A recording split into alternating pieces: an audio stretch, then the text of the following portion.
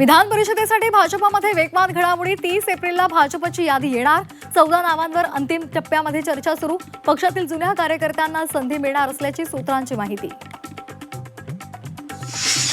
एकनाथ शिंदेंच्या प्रस्तावावर बच्चू कडू उद्या भूमिका जाहीर करणार।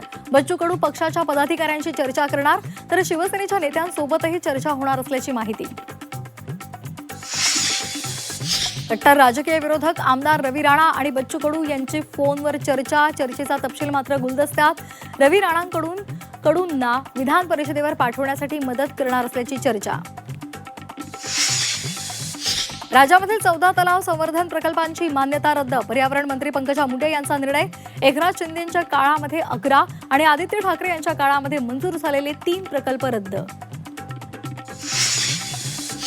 रिक्षा टॅक्सी चालकांना मराठी सक्तीच्या मुदतवाढीचा निर्णय थोड्याच वेळात होणार। परिवहन मंत्री प्रताप सरनाईक यांची आरटीओ अधिकाऱ्यांसोबत बैठक सुरू। 2 टप्प्यामध्ये मराठी सक्तीचा निर्णय होणार असल्याची माहिती। मुंबईमध्ये महापौर बंगल्याची दुरुस्ती होणार। बंगल्याच्या दुरुस्तीसाठी 2,94,00,000 रुपये खर्च। स्थायी समितीसमोर प्रस्ताव। बुलढाणामध्ये आमदार संजय गायकवाड यांच्या विरोधात डाव्या संघटनांचं आंदोलन। प्रकाशक प्रशांत आंबी यांना पोलिसांनी स्थानबद्ध केलं।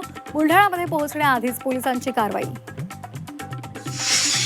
नाशिक धर्मांतर प्रकरणाचा आंतरराष्ट्रीय कनेक्शन। प्रकरणाचे धागेदोरे थेट मलेशियापर्यंत असल्याचा सरकारी वकील अजय मिसर यांचा कोर्टात दावा। पीडितेला नाव बदलून मलेशियात पाठवण्याचा कट।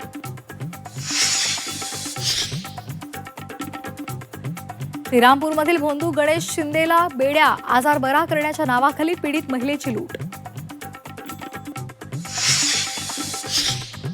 कोल्हापुरात 15 तरुणींचं लैंगिक शोषण। पुलाची शिरोली या लॉजवर नराधमांकडून मुलीवर वारंवार अत्याचार। आरोपी शाहिदला 4 दिवसांची पोलीस कोठडी।